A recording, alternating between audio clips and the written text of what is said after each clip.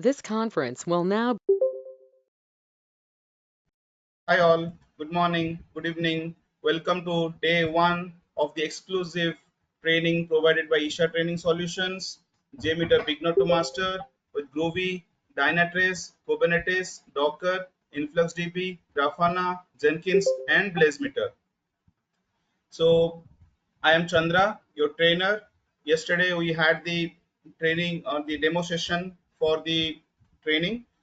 We went through the course content, right? And then we just had started like with different points related to different types of non-functional testing. So before I start for the day, anyone has any queries? Anyone has any queries from yesterday? Okay.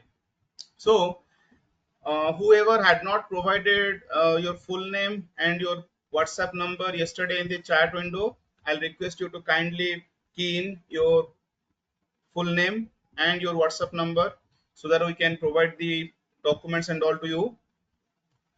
And I think there would be some new members also who have joined today. So I'll request you to please provide your full name and WhatsApp number if you have not provided already. Thank you. So let me start sharing my screen.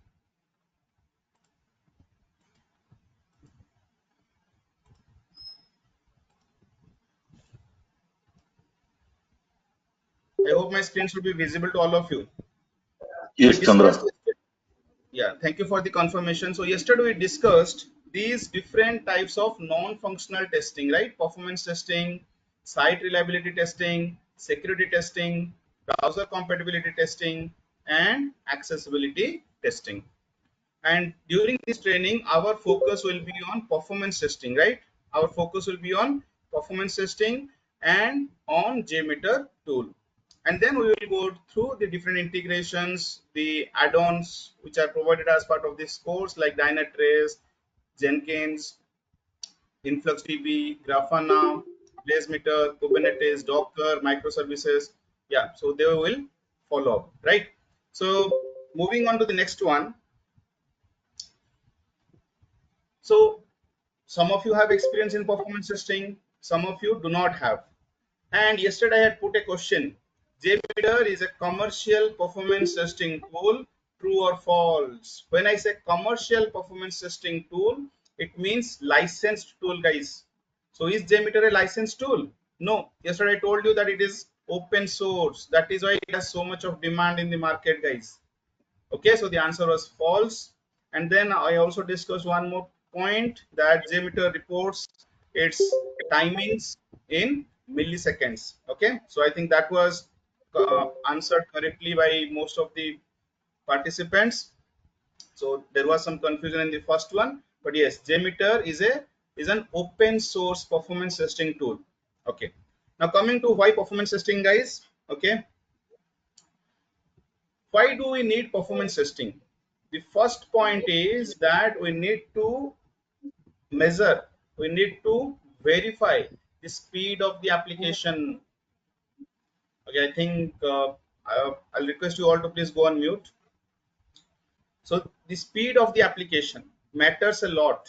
Okay, the application might be working functionally correctly. Okay, however, if the user experience, if the application is not responding very fast, nowadays the users are very impatient, right? Users are very impatient. If the speed of the application is not good, if the application is not responding quickly, then it is very likely that the users will go to the competitive application, right? You take any application today, there are multiple competitors, right? You all know about the e-commerce market in India. So there were many players in the market. You do not hear their name now. Clear? Flipkart's first big billion day sale, the servers crashed, right? Nowadays you must have seen that the OTT platforms, whenever any match is telecasted, they show the number of views, the number of users. So they are boasting about it, right? They are boasting of the performance of their application. So the speed matters, guys. The speed matters. How much fast the application is responding to the user, it needs to be verified. Gone are the days when the companies used to think that, okay, my business functionality is working fine, so my application will be acceptable to the users. No, that's not the case anymore. If Facebook, if WhatsApp, if Instagram goes down, right, the servers goes down, it becomes a news all over the world. So performance testing really matters.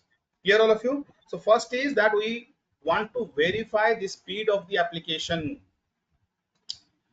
Now let's say with a given number of users, with a given number of users, my application has very good speed. With a given number of users, my application has very good speed. Let's say, let us take the example of Hotstar. Okay, in India, during the telecast of a match, it can support, let's say, 1 crore users, right? The buffering is very good, the streaming is very good, there is no lag and all, users are not experiencing any issue at all. Clear? But now you tell me, anyone, will Hotstar be happy with a user footfall of 1 crores, or they will always want the footfall should increase? Not only Hotstar, any application you take, will they want the customer footfall to increase, the user footfall to increase, or they are happy with the current numbers? Increase, obviously. They'll like Obviously, to right? increase. Everyone would like to increase. Now, if the user footfall is increasing, the application also needs to cater to that additional volume. Are you getting me, guys? If the footfall is increasing, if the number of users is increasing, the application also need to cater to that. I told you clearly, with a one particular number of volume, with one particular volume of users, my application is having very good speed. But as a business, as a company, I want my user footfall to increase. And if I'm not able to cater to the additional volume, those additional users will never come back to my application. Am I clear? So my application should not, means not only it should have good speed, it should also be scalable. So in performance testing, we verify scalability as well. In performance testing, we verify scalability. Is the application able to scale or not? That is where nowadays the concept of cloud has come into picture, right? All of you must have heard, yesterday there was a question also, performance testing on cloud. Why Yes. this cloud concept came, guys? Because with physical infrastructure it was very difficult to scale up all of a sudden. So cloud infrastructure boasts that they are highly scalable. That is where scalability comes into picture. The application has to be highly scalable, guys. So our objective is to verify scalability. Now my application is having very good speed. Okay, my application is highly scalable. But if that speed, if that scalability is not there for a longer duration, if it is there only for a shorter duration of time, is that going to meet my requirement, guys? No, right? So my application should also be reliable. Clear, all of you? My application should also be reliable. So speed matters, scalability matters, along with that reliability also matters. So our objective is also to verify the reliability of the application, whether the speed, whether the scalability of the application is able to stay for a longer duration, for a longer duration. There are applications which need to be up and running 24/7, right? There are applications which need to be up and running 24/7, right? So reliability, scalability, and speed. These are the can I request all of you to please go on mute, guys? It is a humble request. Yeah, because the session is getting recorded and we do not want disturbance in the session, right? So everyone is putting in their valuable time. So let us follow the ground rules. So speed, scalability, and reliability are the three most important parameters because of which we need performance testing. Any queries, anyone? Any queries, anyone? Chandra, I have a query on the scalability actually. So as a plan wise, right, when you say is OTT will have 1 crore users, right? So usually when we'll start with the performance testing, right, what will be the I'll say the boundaries actually. When you think about 1 crores, right? So it should go with 1.5 will be the boundaries to do the performance testing. Very good question. So you basically want to ask, right now it's 1 crores, but with Hmm. what volume should I test so that I can verify the scalability factor, right? Okay. Yes. So the answer to that question is we need to get that answer from the business, from the customer. How much volumetric are they expecting? Okay. Now, if the customer is not able to provide us that answer, now there are two scenarios in this case. If it is a Yes. new application, or if it is an existing application. For a new application, you have to definitely get that answer from the business, from the customer. Along with that, you need to put in your you know uh, experience in place from the domain, like what is the volumetric they are expecting, additional volumetric, okay, over the period of time. If it is an Okay. existing application, then also we need to reach out to the customer because it is their application, it is their business, it is their domain. Okay, it is their application, it is their domain. So they are the best people to answer that question. In addition to that, if it is an existing application, you will have access to the production logs. From the production, you will be able to know what is the peak volumetric throughout the year, right? Any application you take, the usage of that application will vary, throughout the year. So the peak volumetric you can get. Understood? So Yes. for that volumetric, we need to get the requirements from the customer. We'll discuss that in details, guys. Okay, but that is a good question. Any other questions, anyone?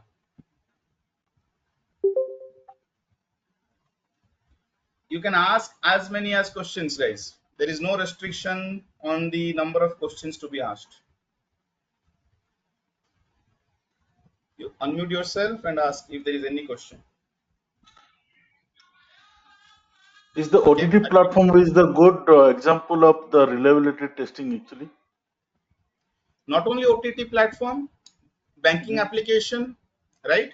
Okay. Banking Okay. application, they need to be up and running, right? Yes. When you get the maintenance messages, do Hmm. have you heard of any bank doing the maintenance during the daytime? No, not at all. It will be during the you know uh, after midnight and normally before 4 a.m., 5 a.m. So when the most of the general public is sleeping, right? Most of the users are sleeping, and they inform us well in advance also. Understood? So definitely there Yes. will be maintenance required, but reliability matters a lot for those applications which is very much likely to be used 24/7. Okay. Now in different countries, the grid, right, the electricity grid is maintained through softwares. Okay. In that case also, your application should be up and running 24/7. They have to keep the lights on. Am I clear? Yes. Yes. So many things. So whichever you application is required to provide emergency services, right, to the customers, in that case reliability matters. Okay. Any other queries, anyone? One more thing, like following up with the previous question, you said that if it's a brand new application, so we need to like the business team needs to know the information regarding the user volume and the volume which we need to put, right? But in case if the business itself is not aware and it's a totally new application, then in that case, how we shall proceed with that? Yes. Like So in how that we should case, you divide have the to, role? yes, yes. In that case, you have to do the brainstorming with them. Okay. Many a times, guys, you have to educate the customers. Till today, many of the customers you will see, they are not mature as far as performance testing is concerned. Okay. Your main point of contact will be the business analyst, and you need to get the answers from the business analysts. If the business analyst is not able to provide the answer, you need to tell them to go to the business, get the answers from them. If the business is not able to provide, which will be the case in most of the scenarios, you need to have brainstorming sessions with them. You need to explain your requirement like a layman. Okay. And your experience also has to come handy. Like you can also predict that I'm expecting an increase of 2x or 3x, 3 times, 4 times, 5 times in these many years or in these many months. And then you propose those numbers to them. If they agree, take their sign off, take their approval, and do the testing accordingly. Understood? Okay, yeah. Okay, so then we'll go to some of the common terminologies, guys, which is used in performance testing. You have to be aware of these terminologies because I'll be using it more often, and definitely going forward, when you are going to work in a performance testing project, you have to use these terminologies. During the interviews, you need to use them. Then only people will know, yes, you are aware of performance testing. Okay, virtual user. Now you will think, what is this virtual user, right? Guys, whoever is using any application in production, now do you understand what is production, everyone? Whatever applications you are currently Yes. using on the internet as an end user, remember, you are accessing the production, right? You're accessing the production environment. You're accessing the application in production, and you are a real user. You are a real user. But during the project phase, we have to do the performance testing. Let's say I have to do the test with 5,000 users. The requirement is to do the test with 5,000 users. Does that mean I will hire 5,000 people?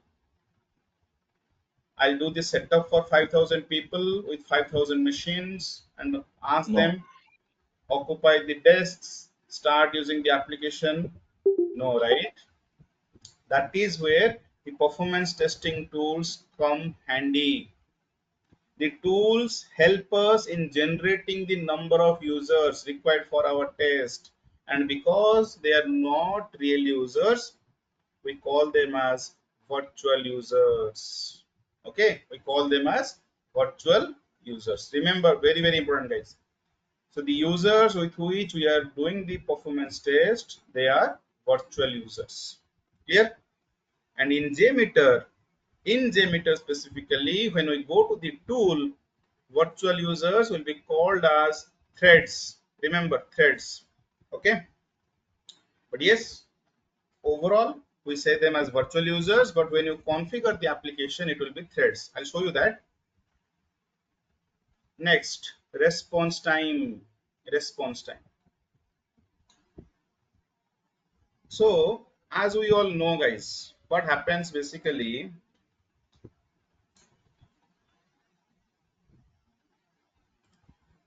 we have a client, right? Client means this is the system of the user, right? The system of the user, and then we have the server. So I am representing only one server. Means you can have whatever architecture you are following, right? Based on that, you will have multiple servers. So what happens? The client sends a request, right? The client sends a request to the server. The server processes that request. The server will receive that request. It will verify whether that is a valid request or invalid request, right? Whether it is a valid request or invalid request. And based on that, it will provide its response to the client again, guys. Understood? So this is my request one. This is my request one, and this is my response one. Response of request one. Response of request one. If you are putting any questions in the chat window, please be mindful that I cannot means I can see that, but I have to go back to see the questions. So I'll encourage you to please unmute yourself and ask your questions, okay? Because I'm sharing my screen, so it is a bit difficult to go back and check the chat messages. So please unmute yourself and ask your queries if you have any. Then once you get the response to request one, what will happen? The client is going to send the next request. Understood? The client is going to send the next request, and this will be my request number 2. This will be my request number 2. Similarly, this will be my response to response of request number 2, guys. Okay,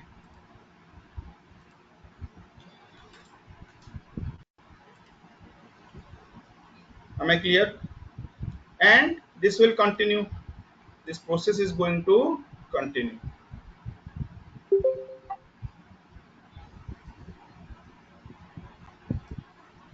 Clear all of you? This process is going to continue.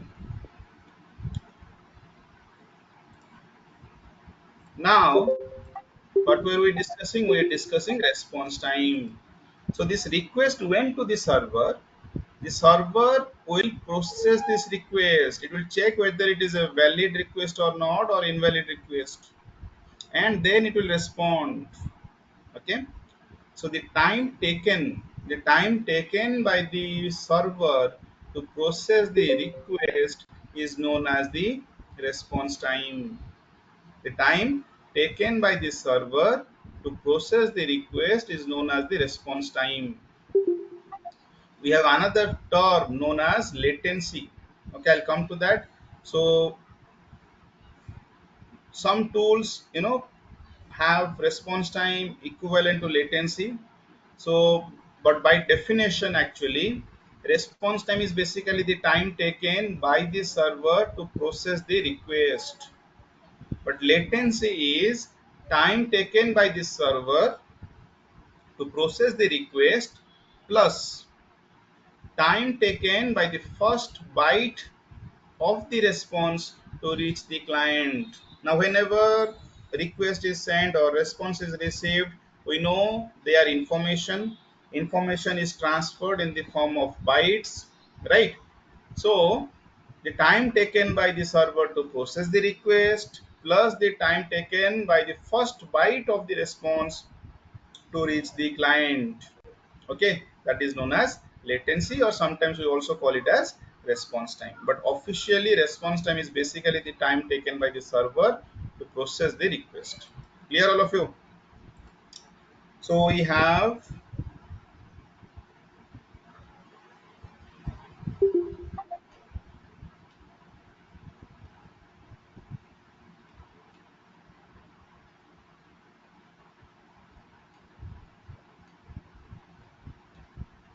response time.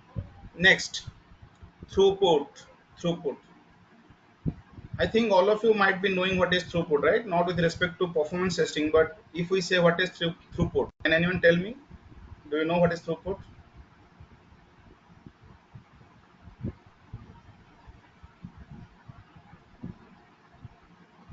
I guess the speed at which the response is sent back from the client, from the server to the client, the turnaround time actually. Not exactly. Any other answer?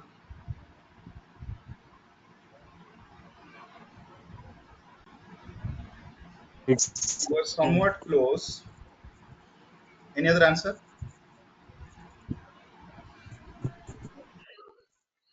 I told you requests will be sent to the server. The figure which I showed you, how many users were involved in that? The figure which I showed you, how many users will be Two involved in that? Sorry, two two. users based on the diagram that you sent. two users. Based on the diagram, two users. One Only one user. users, multiple Okay, It yeah. is requests. one One the user. Ha ha ha. Based on the Yeah, diagram, it was one user, right? User one, the user sent the request one, it received the response, then it will send the request to, it will receive the response and so on. yeah. But any application in production, any application is in production, do you think only one user would be accessing that application? no. No. If it is not an internal application to any organization where we have administrators, apart from that, leave those kind of applications which are internal to any organization. Those applications which are primarily there on the internet, do you think at any point of time only one user would be using the application?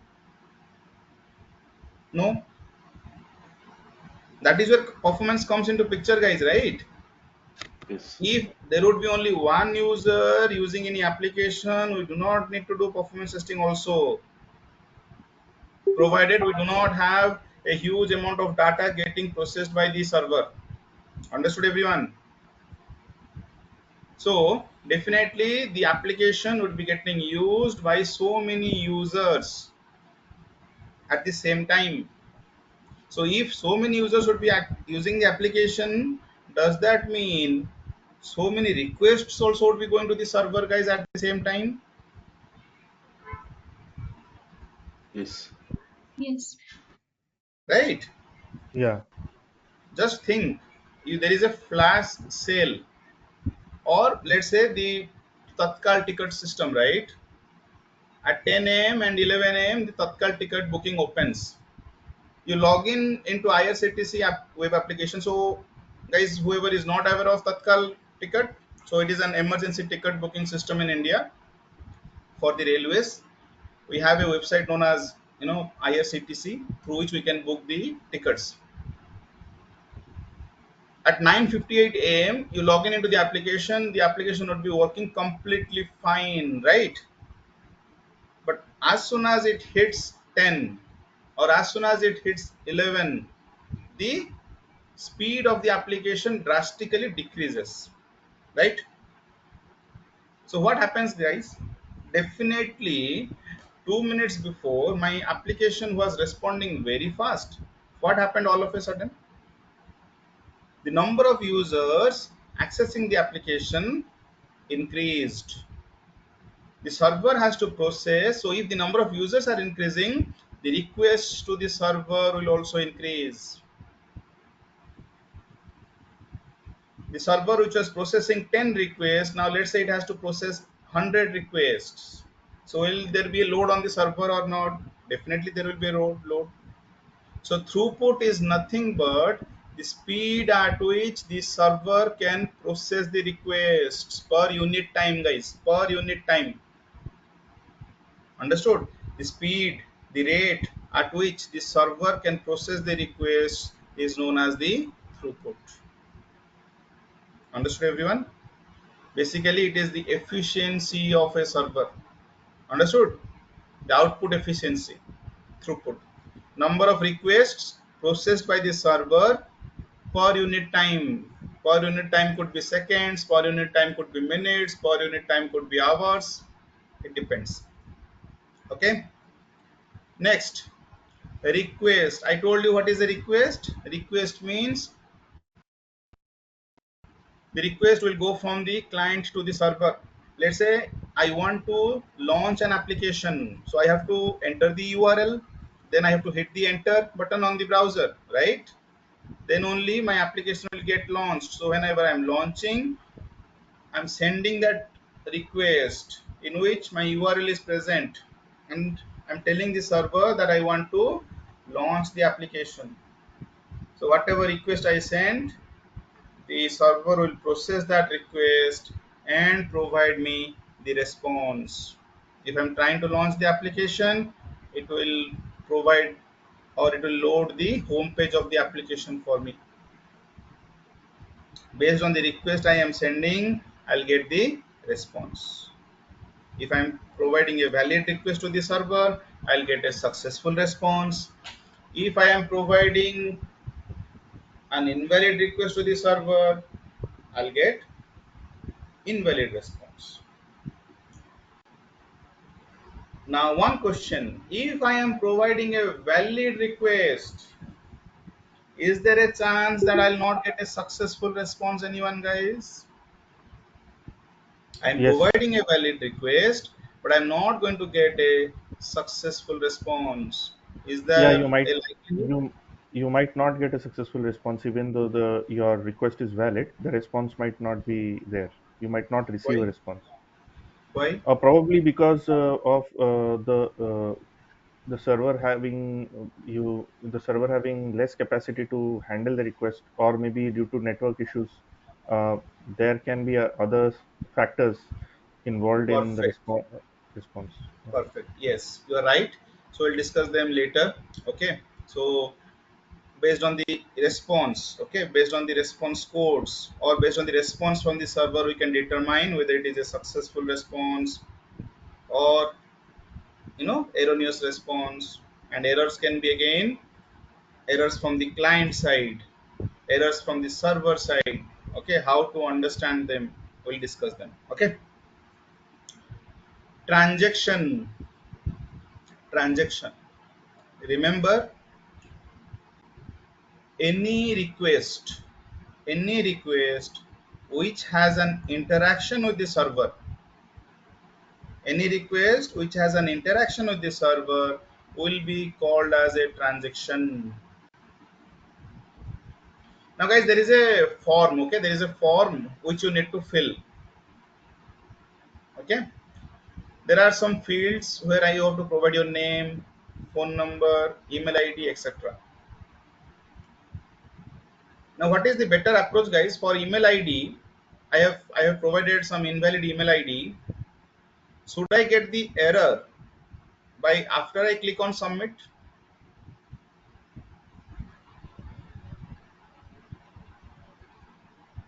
No, along with the tab of Sorry. email.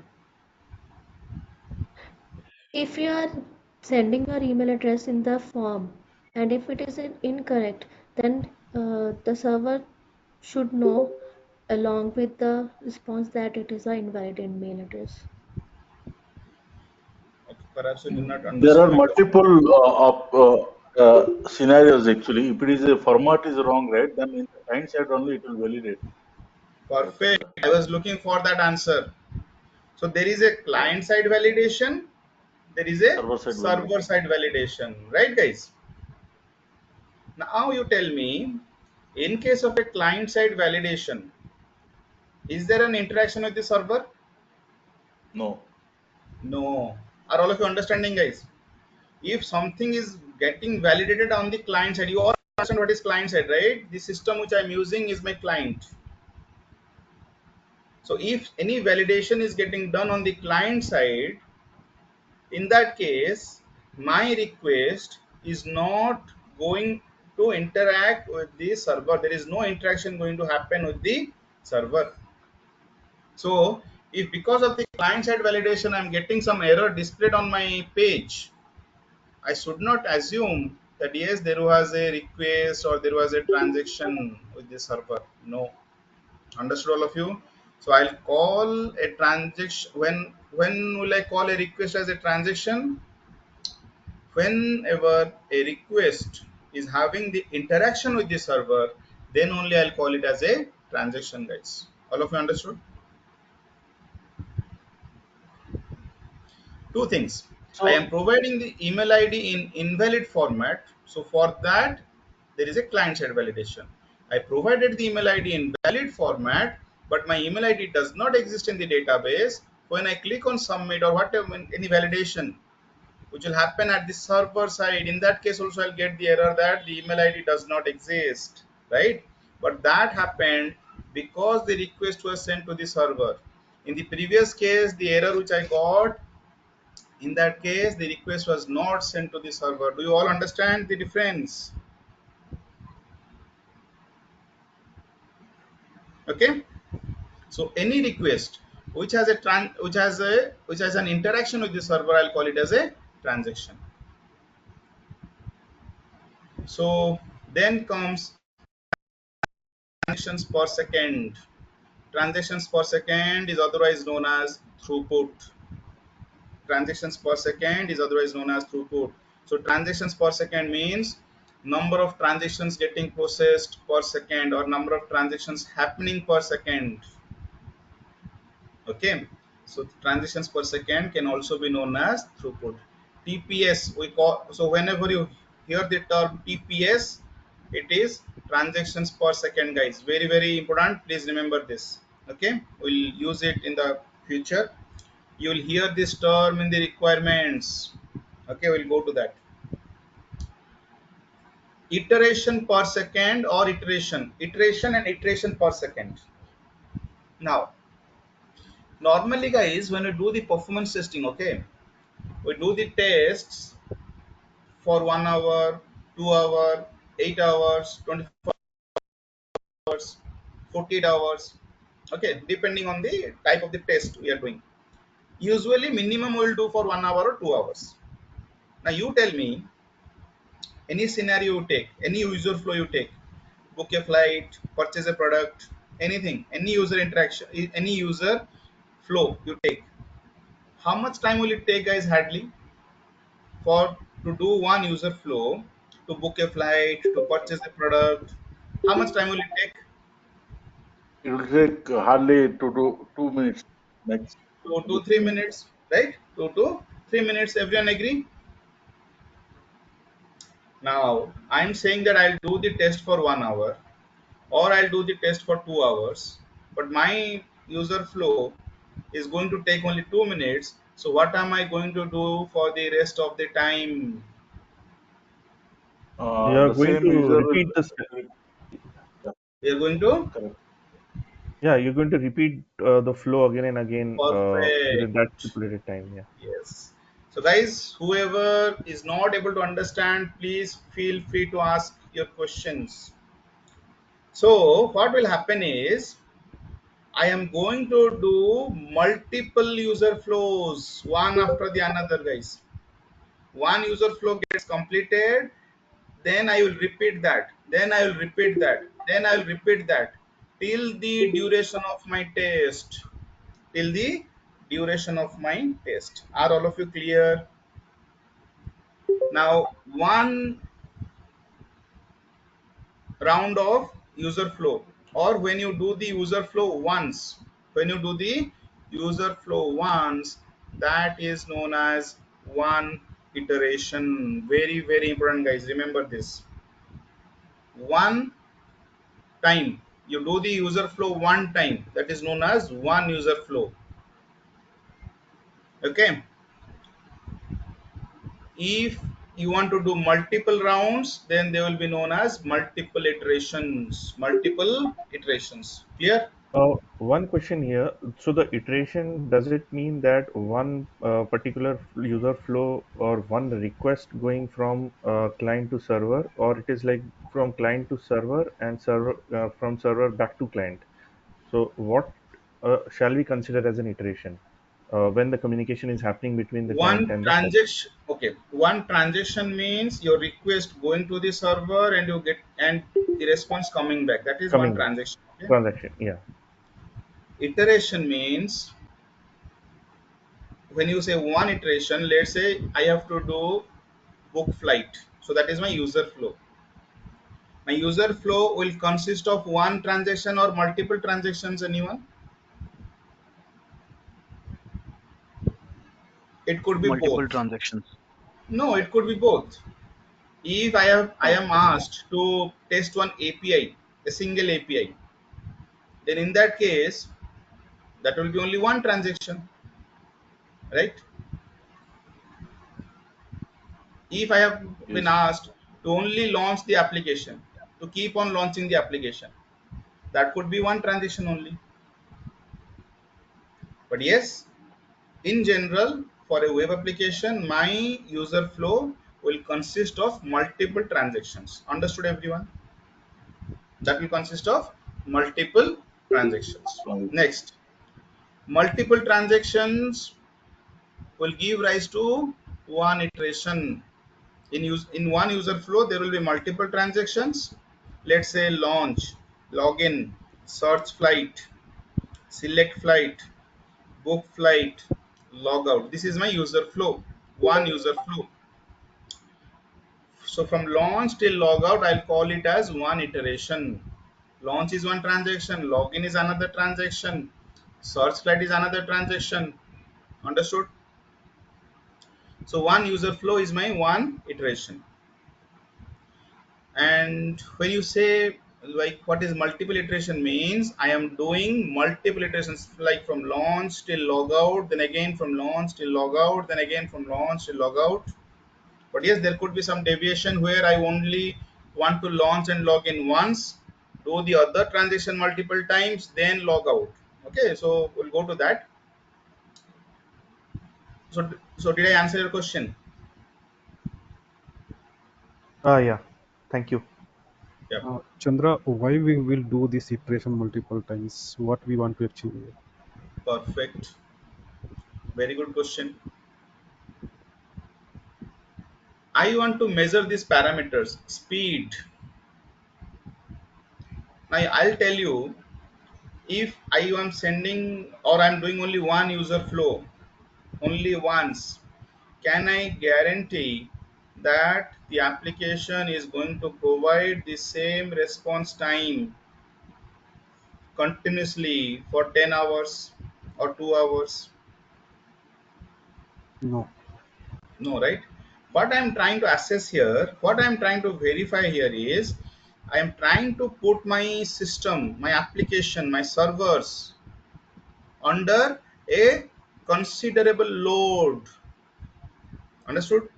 I'm trying to put my system under a considerable load for a particular duration of time, and I'm verifying what is the performance of my application, are my servers behaving. Understood? That is why we are doing the test for a particular duration. Chandra, here are we trying to do the reliability testing here actually to go with the Reliability, multiple I'll come to that, where we yeah. are doing, where we are verifying speed, where we are verifying scalability, where we are verifying reliability. I'll come to that. So for that, I'll tell you the different types of performance tests we do, and every type of test has an objective. Okay.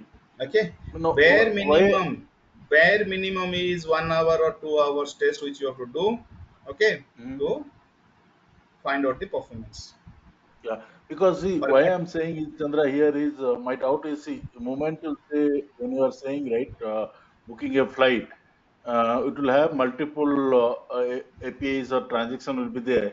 But when you are saying multiple transaction, right, sorry, multiple iteration, right, then see, whatever from the one iteration, whatever transaction will be happen, right, that will get closed and again the same set of transaction will happen, right? So server will yes. handle the same thing again and again. Yes. So when real users are using the application, Mhm. isn't your server handling the same request again and again for different users? No, that is when it is comes to the multiple users. I'm saying the multiple iteration actually. So multiple Yes. So iteration is nothing but it will. in Yeah, performance yeah. testing, I haven't reached there yet. I haven't Okay. introduced one term known as concurrent users yet, because I want to go Yes. logically, guys. Okay, I want Okay. everyone to understand it. I haven't reached there yet. Understood? Yes. Concurrent Yes. users doing multiple iterations for my entire duration of test. That is where I am replicating production behavior, right? I'm trying to put the system under a considerable load. When I'm saying considerable load, concurrency, number of users, right? I'll put the system under load with a particular number of users doing the transactions multiple times for a particular duration of time, and I can also tell the tool whether it should consider those users as same users doing multiple iterations or as different users. Understood? So there are those complexities which we'll discuss later. I'm just making you aware Yes. of the terminologies which we use in performance testing. Understood now? Yes, it's clear, Chandra. Thank you. Yeah. So iteration means one round, guys, of user flow. So iterations per second. So whenever you have multiple users, right, it can happen that how many iterations are happening per second, guys. When we have apis will respond in milliseconds, so in that case per second you will have again multiple iterations also. Okay, so iterations per second means number of iterations happening per second. Now a question for you guys: if there is one user, and I want to do 10 iterations, with one user I want to do 10 iterations, what will be the total number of iterations? 10. Sorry, 10. 10. 10. If there are five users, I want to do one iteration each, or one iteration for each user, what will be the total number of iterations? 5. 5. 5. Perfect. If I have five users, I want to do five iterations for each user, what will be the total number of iterations? 25. 25. 20. 5. Perfect. 10 25. users. Sorry, any other answer, guys? Whoever has any other answer, please ask if you're not able to understand. If I have 10 users, 50 iterations for each user, then how many iterations in 500. total? 5,000. 500. 5,000? 500. 10, 10, 10 and 500 500. you said, right? No, Okay. 10 and 10, 50 I 50. said. Sorry, So 500. it will be 500 iterations in total. Did all of you understand? Whoever didn't understand, please ask. Now all of you clear on iterations? Perfect. Yes. Think time. Think time. Whenever anyone else uses any application, they are doing transactions in an user flow, they do the first transaction. As soon as the first transaction completes, do they do the second transaction? As soon as the second completes, do they do the third one? As soon as they complete the third, do they do the fourth? Do you navigate it through the application in that way, guys? Let's say you launch. As soon as you launch, you log in. As soon as you log in, you search a product. As soon as you search, you select a product. As soon as you select, you make the payment. As soon as you make the payment, you log out. 5 seconds, transaction done, user flow done. Do you do in that way? Do you use the application in that way? No. We take time to think. No, right? All of you agree, or anyone is there who is not agreeing with me?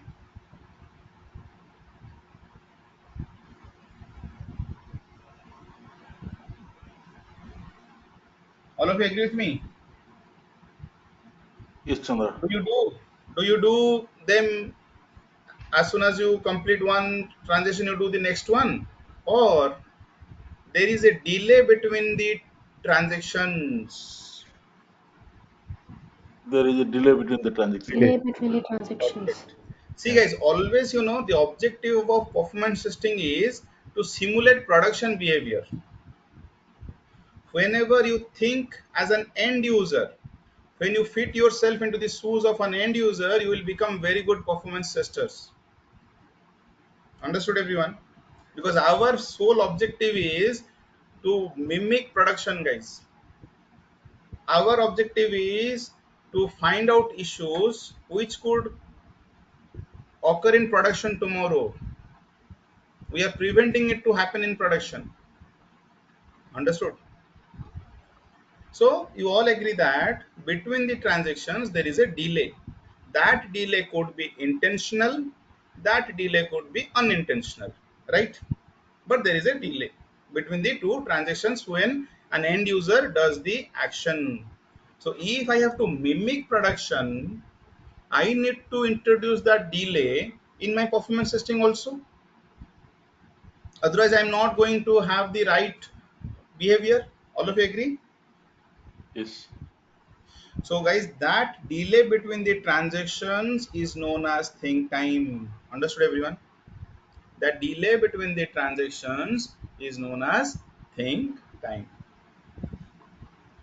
Okay. Next, the next term is pacing. I told you Hello, about iteration. Yeah, tell me. Chandra, I have a question. Could you please elaborate like how a transaction can be intentional or unintentional? When I'm telling the delay between the transactions. Yeah, I mean, then how the delay would be intentional or unintentional? Okay, very good question. I am navigating right through the Mm-hmm. application. Mm-hmm. If I'm navigating through the application, the amount of delay, whatever I'm giving between two transactions, I launch the application, right? The delay or the next transaction which I'm going to perform, the login, for example, the delay, whatever I'm going to provide, or the delay, what will be there, is that going to be intentional? Means I intentional means here I want to say is, okay, I want to wait for this much of time before I do the next transaction. No, right? Sometimes no, I'll wait for that much of time. Understanding my point? So that is Yeah, where I Yes. say got it. intentional or unintentional, but that is not very significant, with respect to think time, guys. Got it. I'm trying to make you understand more clearly. Okay, so clear? Yeah, got it. Yeah. Next on pacing. I told you think time is the delay between the transactions. Pacing, guys, is the delay between two iterations. Understood, everyone? Pacing is also the time delay between two iterations. Understood? Pacing is the time delay between two iterations. Think time is the time delay between two transactions. We will learn more about think time, more about pacing, their significance during workload model design. Okay. Network latency. So network plays a crucial role, right, between the interactions of client and server. So the time spent in the network, okay, or the difference in the response time due to network is known as the network latency, guys. If you're using a 5G connection, if you're using a 4G connection, if you're using a 3G connection, and you send the request at the same time, are you going to get the response at the same time? No, right? Because of the impact of the network. So that is the network latency. Non-functional requirement. For functional testing, we get functional requirements. Similarly, for non-functional testing, you are going to get non-functional requirements. Understood? For non-functional testing, you are going to get non-functional requirements from your customer, and we'll understand more about them during our performance testing phases. Okay. Test script and scenario. The test script means for your user flow, the test script which you are going to develop with the help of the performance testing tool. And test scenario means, here people get confused, guys. Test scenario, from whenever a functional tester says, that is basically the different kind of scenarios whatever they are testing. But when I'm saying test scenario in performance testing, that is basically how my script is going to get executed, the execution profile basically. Okay, that will be my test scenario. Then load generator. Load generator is basically the machine from where, the system from where I'm going to generate the load. Generate the load means the virtual users. The system, the machine from where I'm going to generate the load, the virtual users which I want to put on the system, guys. That is my load generator machine. Any queries, anyone? Any queries, anyone?